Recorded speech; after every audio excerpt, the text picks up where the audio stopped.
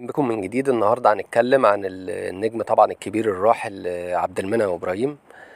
اعتبر فتافيت السكر فال شؤم عليه، وتزوج هذه الفنانة 20 عام. أوصى بقى بخروج جثمانه من المسرح القومي. التفاصيل بقى: اسمه الحقيقي عبد المنعم إبراهيم محمد حسن الدغبوشي، مواليد 24 ديسمبر 1924. تخرج من المعهد العالي للفنون المسرحية 1949. كان سيشتهر بقى باسم عبد المنعم الدغبوشي بعدما وجد أن نطق الاسم سيكون صعبا، فقرر أن يختار اسم عبد المنعم إبراهيم. تتلمذ بقى على يد زكي طليمات، انضم لفرقة المسرح الحديث. ترك فرقة المسرح الحديث سنة 1955. انضم بقى لفرقة اسماعيل ياسين، كانت بداياته في الإذاعة وقدم العديد من البرامج والمسلسلات الإذاعية. نقول ان هو قدم 315 عمل فني، من اشهر اعماله طبعا سر طاقية الاخفاء، وسكر هانم، وفي التلفزيون بقى الشهد والدموع، وزينب والعرش، واخر اعماله مسلسل الجوهرة 1987. تم تلقيبه بالكوميديان الحزين لانه في اقصى لحظات حياته كان بيضحك جمهوره ويخفي ألمه، وعانى كثيرا بقى في حياته، بداية طبعا من وفاة زوجته اللي تركت له 4 أبناء أصغرهم عمره عام واحد بس. أخبروا بقى الأطباء إن هي لم يتبقى لها في الحياة إلا 6 أشهر. طبعا عانى في ال6 أشهر دول، وبالرغم من كده كان بيقدم أعمال كوميدية كتير.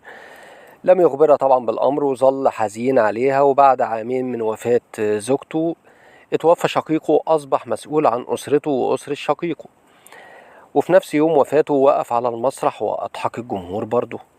تزوج بقى شقيقة زوجته لتتولى تربية أبنائه، لكن انفصل بعد فترة قصيرة لأنها كانت تشبه شقيقتها بشكل كبير اللي هي زوجته طبعا، وهو لم يتحمل دوت. ومع ذلك ثم تزوج بقى من سيدة لبنانية ساعدته في تربية أبنائه، وأنجب منها فتاة.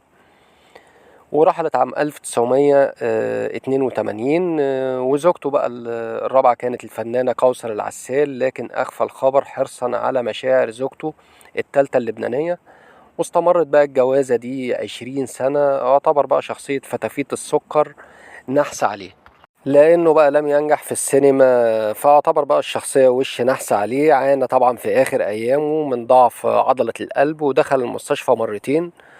وفي يوم سقط في الجراج بتاع المسرح واتنقل للمستشفى ليفارق بقى الحياة. رحل بقى عبد المنعم إبراهيم عن عالمنا في 17 نوفمبر 1987، وأوصى بخروج بقى جنازته من المسرح القومي وأن يدفن في مسقط رأسه. واتنفذت بقى ابنته نفذت الوصية بتاعته، فتم الصلاة عليه بعد خروج جثمانه من المسرح. ثم تم الصلاة عليه مرة أخرى في بلدته. وبكده ينتهي الفيديو بتاعنا النهاردة، وتحياتي لكم.